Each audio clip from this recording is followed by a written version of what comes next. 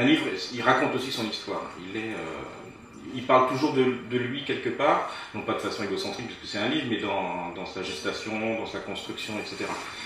Et ces premiers mots, pour moi, jouaient déjà personnellement par rapport au précédent livre, par rapport à Cosmos, où je voulais vraiment faire quelque chose de très différent dans la construction, le traitement de faits historiques, même la stylistique, même si après des choses se rejoignent.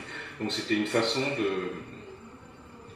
d'entrée de jeu, de dire quelque chose est inversé, on passe ailleurs. Donc c'est pas forcément pour le lecteur, parce que le lecteur, on sait jamais où il déboule dans votre œuvre, il a peut-être rien lu, c'est peut-être le premier qui lit, enfin bref. Mais en revanche, c'est déjà une indication qu'il va y avoir des choses cachées.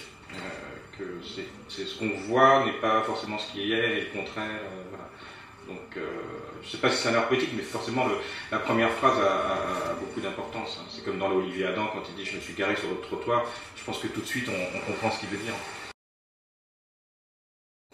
C'est vrai que le livre part, on va dire, d'un fait réel, d'un fait avéré, dont on a des traces, des témoignages rapportés, il y a des articles de journaux de l'époque. Et le problème, c'est quand on traite d'un fait réel, en fait, ce qu'on fait, c'est qu'on ne traite pas du fait réel, sauf à en avoir été un acteur. On parle en fait des récits.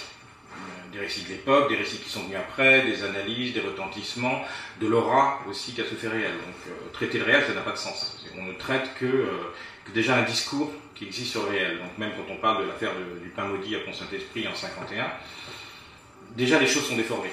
Et en plus, on traite d'un cas de figure qui est encore particulier, puisque c'était déjà une déformation, puisque c'était des hallucinations. Donc à partir de là, ce réel-là qu'on traite devient presque improbable, puisqu'il paraît délirant, voilà, des gens comme ça.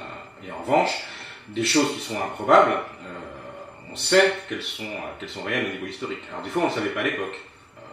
Quand la France travaillait sur la bombe atomique dans le Sahara, on ne le savait pas forcément. Le fait qu'après 62, la France ait continué à avoir des laboratoires pour développer des armes bactériologiques, pareil en Algérie, alors qu'ils n'étaient plus censés être là, c'était réel, mais on ne l'a su que plus tard. Donc de toute façon, il y a toujours un décalage, et donc l'interprétation, elle est une question de perspective. Et le livre est un peu un travail là-dessus sur qu'est-ce qu'on sait, à quel moment on le sait, dans quelles circonstances on le sait, et surtout, qu'est-ce qu'on fait de ce savoir. Il y a une première couche qui serait effectivement une vision paranoïaque. On est manipulé, voilà, donc c'est le conspirationnisme, la peur du complot, ce qui pour moi n'est pas une thèse à laquelle j'adhère du tout. À la fois, concrètement, il y a quand même de la manipulation. C'est concret.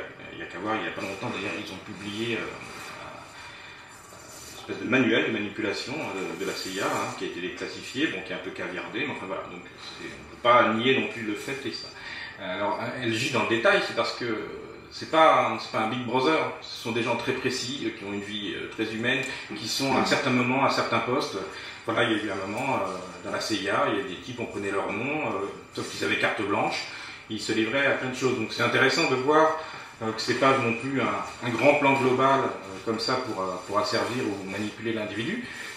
C'est, voilà, à un moment donné, on a certains outils et voilà, c'est la guerre froide, donc on pense faire certaines choses. Et on va travailler sur des choses. Alors, ça peut être le LSD, ça peut être l'hypnose, enfin bon, la CIA a fait des tas de choses. Après, on est paranoïaque si on se dit tout ça appartient à un vaste projet de manipulation. Moi, je trouve qu'il n'y a pas besoin d'être paranoïaque pour ça, c'est évident. Enfin, c'est l'homme politique, en tout cas, qui gère la société, c'est son projet. Le projet de société, c'est un projet de manipulation, de toute façon. Donc après, il est à un point plus ou moins paroxystique, plus ou moins caché, plus ou moins malin, selon les moments historiques. Ce qui est intéressant dans cette histoire de manipulation, et au moment où elle arrive, c'est-à-dire on est en pleine guerre froide, on est en 50, c'est qu'on sort d'autre chose quand même. On sort des camps de la mort, d'Auschwitz, etc. Et on peut se dire qu'il y a une rupture, etc. Alors qu'en fait, il n'y a pas du tout de rupture. C'est-à-dire que les Américains sont les premiers à essayer de tirer des conclusions pratiques de tout ce qui s'est passé pendant l'extermination. Donc il y a cette fameuse opération Paperclip, c'est-à-dire qu'on va rapatrier très rapidement tous les nazis scientifiques, etc. On ne prend pas la peine de les dénazifier, voilà, ou déniaiser, ou je ne sais pas. Enfin bref, on les fait venir très vite et on se renseigne sur ce qu'ils faisaient, etc. Et on l'utilise. Voilà, c'est la continuation de la guerre par d'autres moyens, avec par exemple dans le cas du LSD, ce qui est assez intéressant, c'est que quand la CIA découvre l'existence du LSD, mis au point par Hoffman, donc à laboratoire Sandoz quand même, dans un premier temps, il pense que ça va être comme une arme de défense, c'est-à-dire le premier truc, c'est de se dire, puisque ça rend incohérent, on peut imaginer que nos agents en auront genre une capsule entre les dents, et s'ils se font prendre, ils la croquent, et comme ça ils tiennent des propos incohérents, ils ne livreront pas d'informations. Donc ça c'est l'alibi, on va dire, ou la raison qui fait que dans un premier temps, ils permettent de débloquer des crédits et de travailler là-dessus.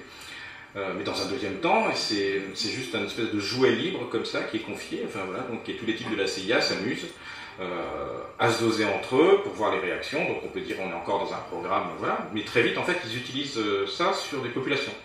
Donc ce que je décris dans le livre, c'est-à-dire juste des putes qui rabattent des mecs dans des planques et puis on les dose à leur insu et on regarde, mais ils ont également essayé le LSD sur des populations dans des hôpitaux, donc vous en croire que c'était un nouveau médicament, un test, comme ça arrive. Ils l'ont fait également à leur insu et sans leur demander leur avis sur des populations carcérales. Donc là on passe complètement à autre chose. Hein. Donc l'histoire a changé, donc on ne va pas les traiter de nazis, ça n'a pas de sens et c'est pas le problème. Mais on sent bien que des choses se continuent. C'est-à-dire que voilà, il y a une leçon de l'histoire qui est en train de prendre corps, qui est on peut vraiment manipuler, on peut écraser, on peut broyer les gens, mais il faut peut-être le faire intelligemment et peut-être de façon un peu secrète, parce que les nazis d'ailleurs avaient compris, hein, ils ne claironnaient pas non plus tout ce qu'ils faisaient au début, et même s'ils filmaient, après ils détruisaient les documents. Donc il y a aussi et voilà, et toutes ces activités de la CIA n'ont été connues que des années après. Donc voilà, il y a des moments dans l'histoire où il y a une histoire cachée, c'est comme ça. Mais elle n'est pas cachée forcément parce qu'elle est secrète, c'est parce que voilà, il y a des gens qui n'ont pas envie que ça se sache, comme ça se passe à plein de niveaux, et des choses qui sortent pas d'un bureau.